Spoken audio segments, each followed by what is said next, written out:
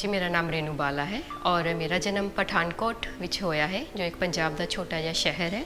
तो मैं एक स्कल्पटर आर्टिस्ट हाँ। तो इस फील्ड में आने तो पहले मैनू कई तरीके दीयां दिक्कतावां का सामना करना पिया ही, क्योंकि जिस फील्ड में मैं आना ही शुरू में मैनू भी इस बारे कुछ पता नहीं सी कि बेसिकली ये फील्ड है की है। और नाल पठानकोट दे विच इस चीज़ नूं लैके कोई जागरूकता भी नहीं सी, किसी नूं पता भी नहीं सी कि ये काम की हुंदा इत्थे, सिर्फ पेंटिंग नूं ही जानिया जांदा सी। तो फिर आफ्टर मेरी स्कूलिंग तो मैं ग्रैजुएशन डिग्री ज्वाइन की इसी फील्ड विच जम्मू विच जो 5 साल दी सी। फिर उस तो बाद मैं मास्टर डिग्री की सेम फील्ड विच जो कि राजस्थान यूनिवर्सिटी तो की। फिर आहिस्ता आहिस्ता मैनू इस चीज़ के बारे पता चलिया तो जो चीज़ मेरे इंटरस्ट विच सी या फिर जो चीज़ नूं मैं करना चाहती सी उस रस्ते का मैनू पता लग गया सी। मंजिल बेशक थोड़ी सी दूर ही मेरे कोलों, पर रस्ता मैनू समझ आ गया सी कि मैं चलना किवें है। फिर उस तो बाद मैं माध्यम नूं जानिया। अज मैं पत्थर, लकड़ी, मैटल और भी कई तरीके दी मूर्तियां दे विच काम करनी है अलग अलग मीडियम नूं लैके। जिसले इत्थे लॉकडाउन होया उस समय एज अ कलाकार मेरे मन विच कई तरीके दियां फीलिंग्स सी जो कि सिर्फ मैं अपने माध्यम के जरिए अपने स्कल्पचर ते पेंटिंग के राही ही कढ़ सकती सी। लॉकडाउन के टाइम दे विच जो मैं स्कल्पचर बनाया है ये विच मैं एक उस आज़ाद इंसान नूं दिखाया है जिहदे पैरों विच बंदिशां पै गईयां, ताले लग गए लॉकडाउन दे, पर उन्हां दे मन विच वो डिज़ायर तां भी मुक्की नहीं सी अगे वध के काम करन दी। उस तो बाद सेम ही मैं वैगर दी सीरीज़ उत्ते एक काम किया जिहदे विच मैं देख रही सी लाइक अपनी सोसाइटी दे विच भी कि लाइक लोग दिंदे घट है तो रोला ज़्यादा पा रहे सी। सोशल मीडिया विच फोटो खिंचवा रहे थे किसी को राशन देंदे हुए, जिहदे मैनू लग रहा है कि जिन्हों वो दे रहे हैं उस गरीब बंदे का भी अपमान हो रहा है। फिर मैं अपनी इस कंपोजिशन के जरिए उस बंदियां नूं दसना चाहा, उस परसनैलिटी नूं सामने लियाया जो हाइड विच रह के दान पुण्य करता है। और इदियां इस कल्चर दे विच मैं ढेर सारियां बावां बनाइयां है। उहदा रीज़न इहो ही कि वो सिर्फ राशन दे के जां फिर अगले दी जरूरत पूरी ही नहीं कर रहा, अगलियां नूं सही गाइड भी कर रहा है, पर फ्रंट फुट विच नहीं आ रहा, अपना नाम नहीं लिया रहा। ऐसे भी साडी सिटी विच कुछ लोग सी जिन्हों लोग अज नहीं जानते क्योंकि उन्होंने फ्री दी पब्लिसिटी नहीं की, दिखावा नहीं किया, पर लोगों की बहुत मदद की सी। उस तो बाद जिहड़ा अजकल नैपोटिज़म का बहुत ज़्यादा रौला पिया होया है, सुशांत सिंह राजपूत की जो डेथ हो गई, जो चीज़ साढ़े सामने आई, किते ना किते चीज़ बिल्कुल सही ही भी है।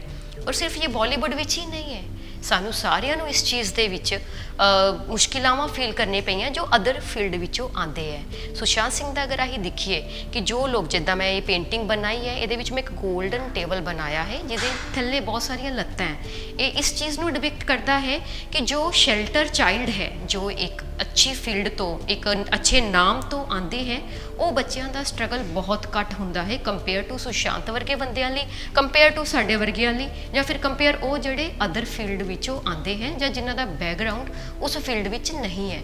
इस पेंटिंग विच जो मैं छोटे छोटे फोर्ट क्रिएट किए हैं, महल क्रिएट किए हैं दूर, वो परसनैलिटी हैं जो सुशांत वर्गी हैं, जो टैलेंटेड तो बहुत है पर उन्हां दी बैकग्राउंड वो नहीं है। बट फ्रंट फुट उत्ते उही लोग आते हैं जो शेल्टर चाइल्ड है। इहो ही नैपोटिज़म नूं लेके मैं एक स्कल्पचर भी रेडी किया है जो कि ब्रास और वुड विच है। उहदे विच भी सेम चीज़ मैं दसी है कि शेल्टर चाइल्ड नूं इतना ज़्यादा स्ट्रगल नहीं दिखना पैंदा, जबकि वो इन्ने ज़्यादा टैलेंटेड भी नहीं होंदे कंपेयर टू अदर जिमें सुशांत या बाकी है, उन्होंने बहुत फाइट करनी पैंदी है अपने आप को प्रूफ करने लई। मैं अपने काम के जरिए जो भी होया, चाहे वो लॉकडाउन विच होया जां हुण नैपोटिज़म नूं लेके हो रहा है, वो सारियां चीज़ां लोगों के सामने लाना चाहनी है।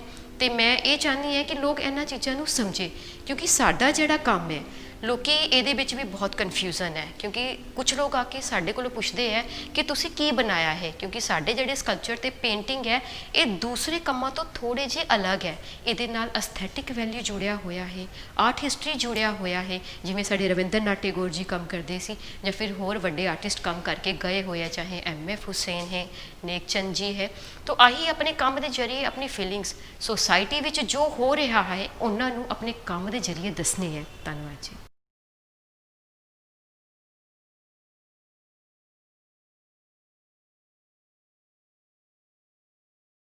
एक ना एक दिन हासिल कर ही लवांगी मंजिल, एक ना एक दिन हासिल कर ही लवांगी मंजिल, ठोकरां ही ने जहरता नहीं। इसी कहावत नूं पूरा किया है एक पठानकोट दी मशहूर कलाकारा रेनू बाला ने, ਜਿਨ੍ਹਾਂ ਨੇ ਨਾ ਹੀ ਕੇਵਲ ਆਪਣੇ ਪਰਿਵਾਰ ਦਾ ਬਲਕਿ ਪਠਾਨਕੋਟ ਦਾ ਤੇ ਪੂਰੇ ਦੇਸ਼ ਦਾ ਨਾਮ ਪੂਰੇ ਵਿਸ਼ਵ ਵਿੱਚ ਮਸ਼ਹੂਰ ਕੀਤਾ ਹੈ। ਆਈਏ ਅੱਜ ਮਿਲਦੇ ਹਾਂ ਇੱਕ ਕਲਾਕਾਰਾਂ ਨੂੰ ਜਿਨ੍ਹਾਂ ਨੇ ਛੋਟੀ ਜਿਹੀ ਉਮਰ ਵਿੱਚ ਆਪਣਾ ਨਾਮ ਇੱਕ ਮੁਕਾਮ ਤੇ ਕਾਇਮ ਕੀਤਾ ਹੈ। ਵੈਲਕਮ ਮਿਸ ਰੇਨੂ ਬਾਲਾ ਜੀ, ਮੈਂ ਤੁਹਾਡਾ KRT ਨਿਊਜ਼ ਵੱਲੋਂ ਸਵਾਗਤ ਕਰਦੀ ਹਾਂ। ਮੈਂ ਸਭ ਤੋਂ ਪਹਿਲਾਂ ਇਹ ਜਾਣਨਾ ਚਾਹੁੰਦੀ ਹਾਂ ਕਿ ਤੁਸੀਂ ਇਸ ਆਰਟ ਫਾਰਮ ਸਕਲਪਚਰ ਆਰਟ ਵਿੱਚ ਕਿਸ ਤਰ੍ਹਾਂ ਆਏ। ਨਮਸਕਾਰ ਜੀ, ਮੈਂ ਥੈਂਕ ਯੂ ਕਰਨੀ ਹੈ ਤੁਹਾਡਾ ਕਿ ਅੱਜ ਤੁਸੀਂ ਰੂਬਰੂ ਹੋਏ ਮੇਰੇ ਨਾਲ ਅਤੇ ਮੈਨੂੰ ਇੱਥੇ ਲੈ ਕੇ ਆਏ ਤਾਂ ਕਿ ਸਾਡੀ ਸਿਟੀ, ਸਾਡੇ ਪਠਾਨਕੋਟ ਦੇ ਲੋਕ ਮੇਰੇ ਕੰਮ ਬਾਰੇ ਜਾਣ ਸਕਣ। ਮੈਂ ਤੁਹਾਨੂੰ ਦੱਸਣੀ ਹੈ ਕਿ ਬੇਸਿਕਲੀ ਸਾਡਾ ਜਿਹੜਾ ਸਕਲਪਚਰ ਫੀਲਡ ਮੈਂ ਜੁਆਇਨ ਕੀਤਾ, ਇਹਦੇ ਵਿੱਚ ਰੁਝਾਨ ਮੇਰਾ ਮੁੱਢ ਤੋਂ ਹੀ, ਸ਼ੁਰੂ ਤੋਂ, ਬਚਪਨ ਤੋਂ ਹੀ, ਅਤੇ ਉਸ ਲਈ ਮੈਨੂੰ ਇਹਦੀ ਡੈਫੀਨੇਸ਼ਨ ਨਹੀਂ ਸੀ ਪਤਾ। ਬਟ ਜਦੋਂ ਮੈਂ ਫੀਲਡ ਵਿੱਚ ਆਈ ਦੈਨ ਉਸ ਤੋਂ ਬਾਅਦ ਮੈਨੂੰ ਪਤਾ ਚੱਲਿਆ ਕਿ ਇਵੇਂ ਦੀ ਵੀ ਕੋਈ ਚੀਜ਼ ਹੁੰਦੀ ਹੈ ਜਿਹਦੇ ਵਿੱਚ ਅਸੀਂ ਆਪਣਾ ਕੈਰੀਅਰ ਬਣਾ ਸਕਦੇ ਹਾਂ ਅਤੇ ਆਪਣਾ ਜੋ ਸਾਡਾ ਸ਼ੌਂਕ ਹੈ ਜਾਂ ਫਿਰ ਜਿਸ ਚੀਜ਼ ਦੀ ਸਾਨੂੰ ਸ਼ੁਰੂ ਤੋਂ ਹੀ ਇੱਕ ਜਜ਼ਬਾ ਰਹਿੰਦਾ ਕਿ ਅਸੀਂ ਸਟੈਂਡ ਹੋਣਾ ਹੈ, ਉਹ ਵੀ ਇੱਕ ਫੀਲਡ ਹੈਗੀ ਹੈ।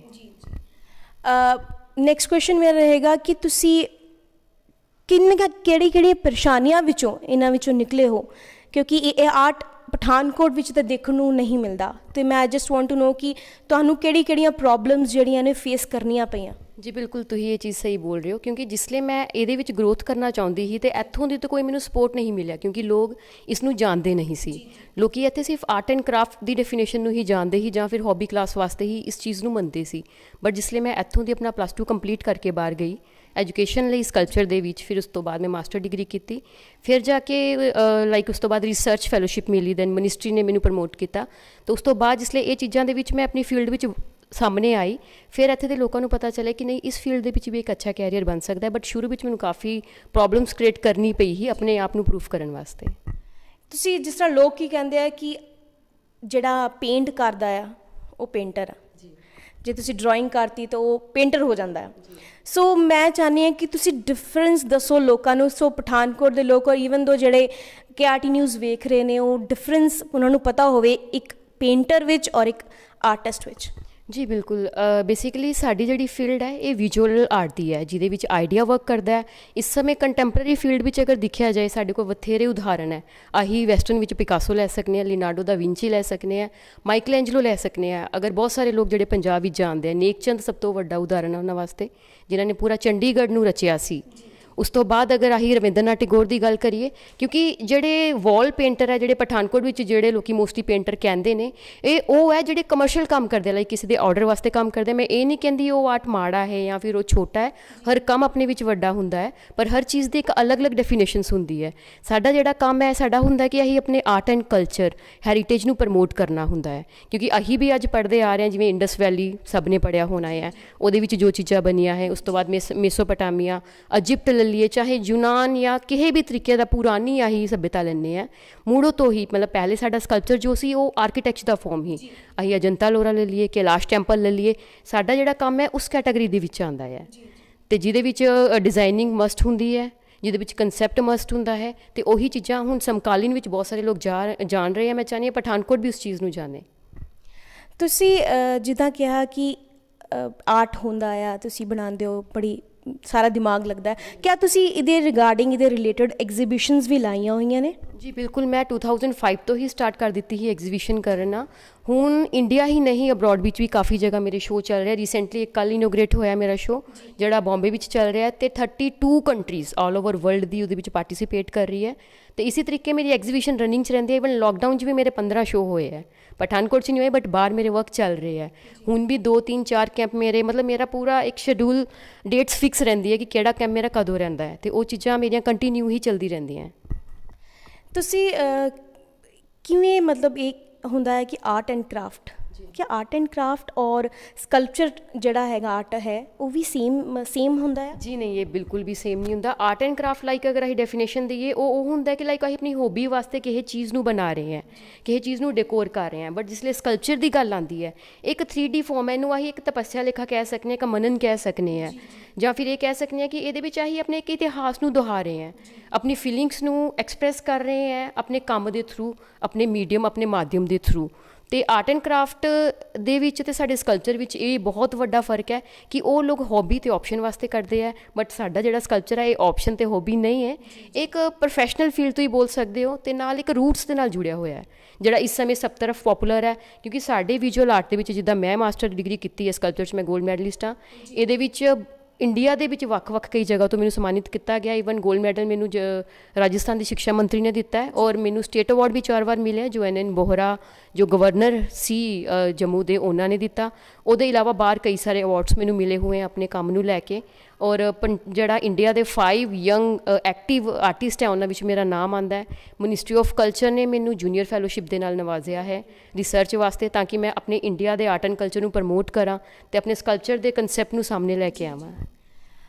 ਮੈਂ ਮੈਮ ਇਹ ਜਾਣਨਾ ਚਾਹਾਂਗੀ ਤੁਹਾਡੇ ਕੋਲੋਂ ਕਿ ਤੁਹਾਨੂੰ ਇਸ ਆਰਟ ਵਿੱਚ ਆਉਣ ਲਈ ਕਿਹੜੀਆਂ ਪ੍ਰੋਬਲਮਸ ਟੋਲਰੇਟ ਕਰਨੀ ਪਈਆਂ, ਕਿਉਂਕਿ ਕੀ ਹੁੰਦਾ ਕਿ ਕਹਿੰਦੇ ਨਾ ਮਿੱਟੀ ਵਿੱਚ ਮਿੱਟੀ ਬਣ ਕੇ ਕੰਮ ਕਰੀਦਾ, ਅਤੇ ਕਈ ਵਾਰੀ ਕੀ ਹੁੰਦਾ ਕਿ ਜਿਹੜੇ ਰਿਲੇਟਿਵਸ ਹੁੰਦੇ ਆ, ਜਿਹੜੇ ਪੈਰੈਂਟਸ ਹੁੰਦੇ ਆ, ਕਈ ਵਾਰੀ ਸਪੋਰਟ ਨਹੀਂ ਕਰਦੇ ਉਸ ਚੀਜ਼ ਨੂੰ, ਅਤੇ ਤੁਹਾਨੂੰ ਕਦੀ ਇਹ ਚੀਜ਼ ਫੇਸ ਕਰਨੀ ਪਈ ਆ? ਮੈਂ ਤਾਂ ਇੱਕ ਚੀਜ਼ ਇਹ ਦੱਸਾਂਗੀ, ਜਿਹੜੀ ਫੀਲਡ ਮੈਂ ਚੁਣੀ ਸੀ, ਲੋਕੀ ਕੁੜੀਆਂ ਦੀ ਤਾਂ ਗੱਲ ਛੋੜੋ, ਮੁੰਡਿਆਂ ਨੂੰ ਵੀ ਇਸ ਫੀਲਡ ਵਿੱਚ ਨਹੀਂ ਪਾਉਂਦੇ। ਕੌਣ ਚਾਹੇਗਾ ਕਿ ਉਹਦਾ ਬੱਚਾ ਇੱਕ ਮੂਰਤੀਕਾਰ ਬਣੇ ਪਠਾਨਕੋਟ ਦੇ ਵਿੱਚ, ਕਿਉਂਕਿ ਇੱਥੇ ਦੀ ਮੈਂ ਫਸਟ ਵੂਮਨ ਸਕਲਪਟਰ ਹੈ। ਮਤਲਬ ਮੇਰੇ ਤੋਂ ਪਹਿਲੇ ਵੀ ਮੈਨੂੰ ਵੀ ਹੈਰਾਨਗੀ ਹੋਈ ਸੀ। ਮੈਂ ਸੋਚਿਆ, ਕਿਉਂਕਿ ਮੈਂ ਇੱਥੇ ਰਹਿੰਦੀ ਨਹੀਂ ਸੀ, ਮੈਂ 1.5 ਸਾਲ ਪਹਿਲੇ ਇੱਥੇ ਆਈ, ਆਪਣੀ ਐਜੂਕੇਸ਼ਨ ਔਰ ਆਪਣੇ ਪਾਰਟੀਸਪੇਸ਼ਨ ਜੋ ਵੀ ਸੀ। ਦਿੱਲੀ ਹਜੇ ਵੀ ਮੇਰਾ ਗਵਰਨਮੈਂਟ ਦਾ ਸਟੂਡੀਓ ਹੈ। ਮੈਨੂੰ ਇੱਥੇ ਦੀ ਪ੍ਰੈਜ਼ੈਂਟ ਜੋ ਸਥਿਤੀ ਹੈ ਉਹਦੇ ਬਾਰੇ ਕੁਝ ਪਤਾ ਨਹੀਂ ਸੀ। ਮੈਂ ਸੋਚਿਆ ਮੇਰੇ ਪਿੱਛੇ ਕੀ ਪਤਾ ਪਠਾਨਕੋਟ 'ਚ ਹੋਰ ਵੀ ਆਰਟਿਸਟ ਨਿਕਲੇ ਹੋਣੇ ਹੈ, ਬਟ ਜਿਸ ਲਈ ਮੈਂ ਇੱਥੇ ਮੁੜ ਕੇ ਆਈ, ਇੱਥੇ ਆ ਕੇ ਮੈਨੂੰ ਪਤਾ ਚੱਲਿਆ ਕਿ ਸਕਲਪਚਰ ਵਿੱਚ 2-3 ਲੜਕਿਆਂ ਨੇ ਕੀਤਾ, ਦੈਨ ਉਸ ਤੋਂ ਬਾਅਦ ਉਹਨਾਂ ਨੇ ਵੀ ਗਿਵ ਅਪ ਕਰ ਦਿੱਤਾ, ਕਿਉਂਕਿ ਇੱਕ ਟਾਈਮ ਟੇਕਿੰਗ ਫੀਲਡ ਹੈ। ਇਹਦੇ ਵਿੱਚ ਬਹੁਤ ਟਾਈਮ ਲੱਗਦਾ ਆਪਣੇ ਆਪ ਨੂੰ ਪ੍ਰੂਫ ਕਰਨ ਦੇ ਵਿੱਚ, ਬਟ ਅਗਰ ਤੁਸੀਂ ਪ੍ਰੂਫ ਕਰ ਲੈਂਦੇ ਹੋ ਤਾਂ ਤੁਹਾਡੇ ਵਾਸਤੇ ਕਿਸੇ ਵੀ ਚੀਜ਼ ਦੀ ਕੋਈ ਕਮੀ ਨਹੀਂ ਰਹਿੰਦੀ, ਕਿਉਂਕਿ ਤੁਹਾਨੂੰ ਹਰ ਚੀਜ਼ ਅਚੀਵਮੈਂਟਸ ਦੇ ਤੌਰ ਤੇ ਮਿਲ ਜਾਂਦੀ ਹੈ। ਇਸ ਫੀਲਡ ਦੀ ਰੂਟਸ ਬਹੁਤ ਜ਼ਿਆਦਾ ਹੈ। ਸ਼ੁਰੂ ਵਿੱਚ ਜਿਸ ਲਈ ਮੈਂ ਇਸ ਫੀਲਡ ਵਿੱਚ ਆਉਣਾ ਸੀ, ਬਚਪਨ ਤੋਂ ਮੈਨੂੰ ਵੈਸੇ ਸ਼ੌਂਕ ਸੀ, ਅਤੇ ਮੈਨੂੰ ਮੇਰੇ ਘਰਦਿਆਂ ਨੇ ਕਦੀ ਮਨਾ ਨਹੀਂ ਕੀਤਾ। ਮੇਰੇ ਫਾਦਰ ਨੇ, ਮੈਂ ਕਹਿੰਦੀ ਅੱਜ ਮੈਂ ਜੋ ਹੈਗੀ ਆਪਣੀ ਫੈਮਿਲੀ ਦੀ ਵਜ੍ਹਾ ਨਾਲ, ਮੇਰੀ ਫੈਮਿਲੀ ਵਿੱਚ ਮੇਰੇ ਫਾਦਰ ਨੇ ਹਮੇਸ਼ਾ ਸਪੋਰਟ ਕੀਤੀ ਕਿ ਤੂੰ ਜੋ ਕਰਨਾ ਚਾਹੁੰਦੀ ਹੈ ਤੂੰ ਉਹ ਕਰ, ਕਿਉਂਕਿ ਉਹ ਆਰਟਿਸਟਾਂ ਦੀ ਬਹੁਤ ਰਿਸਪੈਕਟ ਕਰਦੇ ਸੀ। ਇਹਦੇ ਇਲਾਵਾ ਮੈਂ ਜਾਣਨਾ ਚਾਹੁੰਦੀ ਹਾਂ ਕਿ ਇਸ ਪ੍ਰੋਫੈਸ਼ਨ ਵਿੱਚ ਆਉਣ ਤੋਂ ਇਲਾਵਾ ਤੁਸੀਂ ਹੋਰ ਕਿਹੜੇ ਪ੍ਰੋਫੈਸ਼ਨ ਵਿੱਚ ਹੋ? ਜੀ ਬਿਲਕੁਲ, ਜਿੱਦਾਂ ਸਾਡਾ ਸਕਲਪਚਰ ਦਾ ਇੱਕ ਫੀਲਡ ਹੈ, ਇਹਦੇ ਵਿੱਚ ਬਹੁਤ ਸਾਰੀ ਰੂਟਸ ਹੁੰਦੀ ਹੈ। ਇਹਦੇ ਇਲਾਵਾ ਮੈਂ ਰਿਸਟੋਰੇਸ਼ਨ ਦਾ ਕੰਮ ਕਰਨੀ ਹੈ GSI ਡਿਪਾਰਟਮੈਂਟ ਦੇ ਨਾਲ, ਜਿਓਲੋਜੀ ਡਿਪਾਰਟਮੈਂਟ ਨਾਲ ਮਿਲ ਕੇ, ਇੰਡੀਅਨ ਗਵਰਨਮੈਂਟ। ਉਹਦੇ ਵਿੱਚ ਮੈਂ ਪੁਰਾਣੀਆਂ ਹੱਡੀਆਂ ਜਿਹੜੀਆਂ ਡਾਇਨਾਸੌਰ ਦੀਆਂ ਮਿਲਦੀਆਂ ਹੈ ਜਾਂ ਮੈਮੰਥ ਦੇ ਦੰਦ ਮਿਲਦੇ ਹੈ, ਉਹਨਾਂ ਨੂੰ ਰਿਸਟੋਰ ਦਾ ਕੰਮ ਕਰਨੀ ਹੈ। ਪੁਰਾਣੇ ਹੈਰੀਟੇਜ ਨੂੰ ਰਿਸਟੋਰ ਦਾ ਕੰਮ ਕਰਨੀ ਹੈ, ਕਿਉਂਕਿ ਉਹ ਸਾਡੇ ਹੀ ਕੰਮ ਦਾ ਇੱਕ ਪਾਰਟ ਹੈ।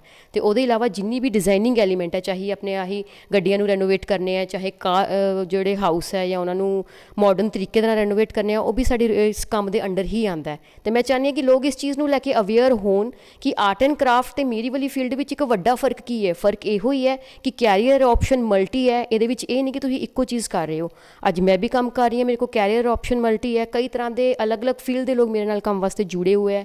ਮਿਊਜ਼ੀਅਮ ਸਾਡੇ ਨਾਲ ਜੁੜੇ ਹੋਇਆ ਹੈ, ਹੈਰੀਟੇਜ ਸਾਡੇ ਨਾਲ ਜੁੜਿਆ ਹੋਇਆ ਹੈ, ਕਲਚਰਲ ਸਾਡੇ ਨਾਲ ਜੁੜਿਆ ਹੋਇਆ, ਮਿਨਿਸਟਰੀ ਸਾਡੇ ਨਾਲ ਜੁੜੀ ਹੋਈ ਹੈ। ਤੁਸੀਂ ਇਸ ਪ੍ਰੋਫੈਸ਼ਨ ਨੂੰ ਫਿਊਚਰ ਵਿੱਚ ਕਿਸ ਹੱਦ ਤੱਕ ਦੇਖਣਾ ਚਾਹੁੰਦੇ ਹੋ ਕਿ ਕਿਸ ਹੱਦ ਤੱਕ ਇਹ ਫਿਊਚਰ ਇਹ ਜਿਹੜਾ ਆਰਟ ਹੈ ਐਕਸਪਲੋਰ ਹੋਵੇ? ਜੀ ਬਿਲਕੁਲ, ਜਿਸਲੇ ਮੈਂ ਇਸ ਫੀਲਡ ਵਿੱਚ ਪਈ ਸੀ, ਜਿਸਲੇ ਮਾਸਟਰ ਡਿਗਰੀ ਮੈਂ ਕੀਤੀ ਸੀ, ਉਹਦੇ ਨਾਲ ਹੀ ਮੈਂ ਆਪਣਾ ਨੈਟ GRF ਕਰ ਲਿਆ ਸੀ। ਅਤੇ ਉਸਲੇ ਬਹੁਤ ਛੋਟੀ ਜਿਹੀ ਏਜ ਸੀ ਜਿਸਲੇ ਮੈਨੂੰ ਯੂਨੀਵਰਸਿਟੀ ਵਿੱਚ as a assistant professor government ਦੀ ਜੋਬ ਲੱਗੀ ਸੀ। ਮੇਰੀ ਜਗ੍ਹਾ ਕੋਈ ਹੋਰ ਹੁੰਦਾ ਤਾਂ ਸ਼ਾਇਦ ਉਹ ਜੋਬ ਕਦੀ ਨਹੀਂ ਛੱਡਦਾ। ਇਹ ਤੁਹਾਨੂੰ ਵੀ ਪਤਾ ਹੈ ਕਿ ਅਸਿਸਟੈਂਟ ਪ੍ਰੋਫੈਸਰ ਲੱਗਣਾ ਲਾਈਕ ਉਹਨਾਂ ਦਾ ਪੇ ਸਕੇਲ ਸਮਥਿੰਗ ਜਿੰਨਾ ਉਸ ਸਮੇਂ ਹੈ ਹੀ। ਦੈਨ ਮੈਂ ਫਿਰ ਵੀ ਇਸ ਫੀਲਡ ਵਿੱਚ ਆਪਣਾ ਨਾਮ ਕਮਾਉਣਾ ਚਾਹੁੰਦੀ ਸੀ। ਮੈਂ ਇੱਕ ਇਤਿਹਾਸ ਬਣਾਉਣਾ ਚਾਹੁੰਦੀ ਸੀ ਕਿ ਮੇਰੇ ਮਗਰ ਮਤਲਬ ਮਰਨ ਤੋਂ ਪਿੱਛੇ ਮੇਰੇ ਕੰਮ ਮੈਨੂੰ ਜਿੰਦਾ ਰੱਖਣ, ਕਿਉਂਕਿ ਅੱਜ ਆਹੀ ਇਤਿਹਾਸ ਪੜ੍ਹਨੇ ਆ ਅਤੇ ਉਹਨਾਂ ਵਿੱਚ ਵੀ ਆਹੀ ਗੰਦਾਰਾ ਦੀ ਸਕਲਪਚਰ ਜਾਂ ਫਿਰ ਸਾਡਾ ਜਿਹੜਾ ਨੈਸ਼ਨਲ ਸਿੰਬਲ ਬਣਿਆ ਹੋਇਆ ਲਾਇਨ ਕੈਪੀਟਲ, ਉਹ ਵੀ ਮੌਰੀਅਨ ਪੀਰੀਅਡ 'ਚ ਬਣਿਆ ਹੋਇਆ। ਦੈਨ ਉਹ ਵੀ ਕਿਸੇ ਆਰਟਿਸਟ ਨੇ ਬਣਾਇਆ ਅਤੇ ਉਸੇ ਤਰੀਕੇ ਮੈਂ ਵੀ ਚਾਹੁੰਦੀ ਸੀ। ਇਸੇ ਲਈ ਮੈਂ ਆਪਣੇ 2-3-4 ਜੋਬ ਛੱਡ ਦਿੱਤੇ ਜਿਹੜੇ ਗੌਰਮੈਂਟ ਅਤੇ ਸੈਂਟਰ ਦੇ ਜੋਬ ਮੈਨੂੰ ਮਿਲੇ ਹੋਏ ਸੀ, ਕਿਉਂਕਿ ਫੀਲਡ ਵਿੱਚ ਸਕਲਪਟਰ ਆਰਟਿਸਟ ਦੀ ਕਮੀ ਹੈ। ਉਤੋਂ ਨੈਟ GRF ਵੀ ਨਹੀਂ ਨਿਕਲਿਆ ਅਤੇ ਉਸ ਆਪਸ਼ਨ 'ਚ ਉਹ ਚੀਜ਼ਾਂ ਮੈਨੂੰ ਮਿਲ ਜਾਂਦੀਆਂ ਸੀ, ਬਟ ਮੈਂ ਆਪਣਾ ਨਾਮ ਬਣਾਉਣਾ ਚਾਹੁੰਦੀ ਇਸ ਫੀਲਡ ਵਿੱਚ। ਮੈਂ ਉਹਨਾਂ ਸਾਰਿਆਂ ਨੂੰ ਛੱਡ ਕੇ ਐਜ਼ ਅ ਫ੍ਰੀਲਾਂਸਰ ਹੀ ਹੁਣ ਪਠਾਨਕੋਟ ਤੋਂ ਹੀ ਉਹ ਕੰਮ ਕਰ ਰਹੀ ਹਾਂ। ਹਾਂ, ਇੱਕ ਪਠਾਨਕੋਟ ਦਾ ਤੁਸੀਂ ਨਾਮ ਲਿਆ ਅਤੇ ਮੈਂ ਐਕਚੁਅਲੀ ਦੱਸਣਾ ਚਾਹੁੰਦੀ ਹਾਂ ਕਿ KRT ਨਿਊਜ਼ ਦੇਖਣ ਵਾਲੇ ਸਾਰੇ ਦਰਸ਼ਕਾਂ ਨੂੰ ਪਤਾ ਚੱਲੇ ਕਿ ਤੁਸੀਂ ਪਠਾਨਕੋਟ ਕੰਮ ਕੀਤਾ ਕੀ ਹੈ। ਪਠਾਨਕੋਟ ਵਿੱਚ ਰੀਸੈਂਟਲੀ ਇੱਥੇ ਲੋਕਡਾਊਨ ਤੋਂ ਬਾਅਦ ਮਤਲਬ ਕਰੋਨਾ ਜੋ ਇੱਕ ਇਸ਼ੂ ਬਣਿਆ ਸਾਰਿਆਂ ਵਾਸਤੇ, ਤਾਂ ਮੈਂ ਸੋਚਿਆ ਸੀ ਕਿ ਐਜ਼ ਅ ਆਰਟਿਸਟ ਮੇਰਾ ਵੀ ਕੁਝ ਕੰਟਰੀਬਿਊਸ਼ਨ ਬਣਦਾ ਹੈ ਕਿ ਆਪਣੀ ਸੋਸਾਇਟੀ ਵਾਸਤੇ, ਕਿ ਮੈਂ ਆਪਣੀ ਸੋਸਾਇਟੀ ਨੂੰ ਕਿੱਦਾਂ ਕੰਟਰੀਬਿਊਟ ਕਰਾਂ।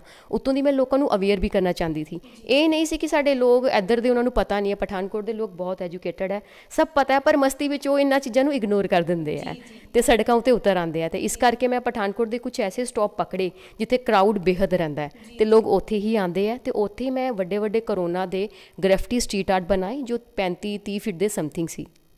ਅੱਜ ਫੋਰ ਸ਼ੋਰ ਹੈ, ਅੱਜ ਸਾਰਿਆਂ ਨੂੰ ਪਤਾ ਚੱਲੇਗਾ, ਇੱਕ ਕੁਐਸਚਨ ਤੇ ਬਿਲਕੁਲ ਸੋਲਵ ਹੋ ਜਾਏਗਾ ਲੋਕਾਂ ਦੇ ਦਿਮਾਗ ਵਿੱਚੋਂ ਕਿ ਉਹ ਪੇਂਟਿੰਗ ਜਿਹੜੀ ਵੇਖਦੇ ਸੀ ਚੁਰਾਹੇ ਵਿੱਚ, ਉਹ ਬਣਾਈ ਕਿੰਨੇ ਆ। ਬਿਲਕੁਲ। ਤੇ ਅੱਜ ਲੋਕ ਫੋਰ ਸ਼ੋਰ ਇਹ ਵੀ ਜਾਣਨਗੇ ਕਿ ਰੇਨੂ ਸਿਰਫ ਰੇਨੂ ਨਹੀਂ ਹੈਗੀ ਆ, ਇੱਕ ਆਰਟਿਸਟ ਹੈਗੀ ਆ, ਜਿਹਨੂੰ ਹੋਣ ਤੋਂ ਲੋਕ ਆਰਟਿਸਟ ਰੇਨੂ ਜ਼ਰੂਰ ਬੁਲਾਉਣਗੇ। ਮੈਂ ਲਾਸਟ ਕੁਐਸਚਨ ਇਹ ਪੁੱਛਣਾ ਚਾਹੂੰਗੀ ਤੁਹਾਡੇ ਕੋਲ ਕਿ ਤੁਹਾਨੂੰ ਕਿੱਦਾਂ ਦਾ ਫੀਲ ਹੋ ਰਿਹਾ ਹੈ ਇਸ ਫੀਲਡ ਵਿੱਚ ਆ ਕੇ? ਜੀ ਮੈਨੂੰ ਹਮੇਸ਼ਾ ਹੀ ਇਸ ਫੀਲਡ ਵਿੱਚ ਆ ਕੇ ਇੱਕ ਪ੍ਰਾਊਡ ਫੀਲ ਹੋਇਆ ਹੈ। ਉਹ ਇਸ ਕਰਕੇ ਕਿਉਂਕਿ ਇਹ ਜੋ ਕੰਮ ਹੈ ਉਹ ਹੈ ਜੋ ਮੈਂ ਕਰਨਾ ਚਾਹੁੰਦੀ ਸੀ, ਤੇ ਜਿਸ ਲਈ ਅਸੀਂ ਆਪਣੀ ਮਰਜ਼ੀ ਦੀ ਕੋਈ ਚੀਜ਼ ਕਰਨੇ ਆ ਤੇ ਉਹਦੇ ਵਿੱਚ ਅਚੀਵਮੈਂਟ ਪਾਉਂਦੇ ਆ, ਤੇ ਸਾਡੇ ਲਈ ਉਸ ਤੋਂ ਵੱਡੀ ਖੁਸ਼ੀ ਦੀ ਗੱਲ ਕੋਈ ਨਹੀਂ ਹੁੰਦੀ। ਬਿਲਕੁਲ ਸਹੀ। ਕੋਈ ਸੁਜੈਸ਼ਨ ਕੋਈ ਦੇਣਾ ਚਾਹੋਗੇ ਸਾਰੀ ਦੁਨੀਆ ਨੂੰ, ਸਾਰੀ KRT ਨਿਊਜ਼ ਵੇਖਣ ਵਾਲਿਆਂ ਨੂੰ? KRT ਦੇ ਥਰੂ ਮੈਂ ਕੀ ਮੈਸੇਜ ਦੇਣਾ ਚਾਹਾਂਗੀ ਫਿਲਹਾਲ ਪਠਾਨਕੋਟ ਵਾਸਤੇ, ਕਿ ਮੈਂ ਹੁਣ ਇੱਥੇ ਸਟੂਡੀਓ ਬਣਾ ਕੇ ਕੰਮ ਕਰ ਰਹੀ ਹਾਂ। ਮੈਂ ਚਾਹੁੰਦੀ ਹਾਂ ਜੋ ਚੀਜ਼ਾਂ ਮੈਂ ਫੇਸ ਕੀਤੀਆਂ ਸੀ ਆਪਣੇ ਟਾਈਮ ਦੇ ਵਿੱਚ, ਉਹ ਚੀਜ਼ਾਂ ਜੋ ਕ੍ਰੀਏਟਿਵ ਲੋਕ ਹੈ ਜੋ ਇਸ ਫੀਲਡ ਵਿੱਚ ਕੈਰੀਅਰ ਬਣਾਉਣਾ ਚਾਹੁੰਦੇ ਹੈ ਉਹ ਅੱਗੇ ਫੇਸ ਨਾ ਕਰਨ, ਕਿਉਂਕਿ ਉਹਨਾਂ ਵਾਸਤੇ ਮੈਂ ਇੱਥੇ ਹੈਗੀ ਹਾਂ। ਉਹਨਾਂ ਨੂੰ ਕਿਸੇ ਵੀ ਚੀਜ਼ ਦੀ ਕਦੇ ਵੀ ਕੋਈ ਇਸ ਕੰਮ ਨੂੰ ਲੈ ਕੇ ਕੁਝ ਡਾਊਟਸ ਹੁੰਦੇ ਆ, ਉਹ ਮੇਰੇ ਨਾਲ ਲਿੰਕ ਕਰਨ ਤੇ ਮੇਰੇ ਨਾਲ ਗੱਲ ਕਰਨ। ਮੈਂ ਚਾਹੁੰਦੀ ਹਾਂ ਕਿ ਪਠਾਨਕੋਟ ਤੋਂ ਹੋਰ ਵੀ ਇੱਥੇ ਆਰਟਿਸਟ ਨਿਕਲਣ ਜੋ ਇੰਡੀਆ ਦਾ ਨਾਮ, ਆਪਣੇ ਪਠਾਨਕੋਟ ਦਾ ਨਾਮ ਪੂਰੇ ਵਰਲਡ ਵਿੱਚ ਰੋਸ਼ਨ ਕਰਨ। ਬਹੁਤ ਹੀ ਵਧੀਆ ਲੱਗਿਆ ਤੁਹਾਡੇ ਨਾਲ ਗੱਲ ਕਰਕੇ। ਅੱਜ ਸਾਰਿਆਂ ਨੂੰ ਪਤਾ ਚੱਲਿਆ ਕਿ ਆਖਿਰ ਰੇਨੂ ਇੱਕ ਆਰਟਿਸਟ ਆਖਿਰ ਹੈ ਕੀ। ਇਸ ਤਰ੍ਹਾਂ ਹੀ ਤੁਹਾਨੂੰ ਰੂਬਰੂ ਕਰਵਾਉਂਦੇ ਰਵਾਂਗੇ ਹੋਰ ਕਲਾਕਾਰਾਂ ਨਾਲ। ਤਦ ਤੱਕ ਮੈਨੂੰ ਦਿਓ ਇਜਾਜ਼ਤ ਅਤੇ ਵੇਖਦੇ ਰਹੋ KRT ਨਿਊਜ਼।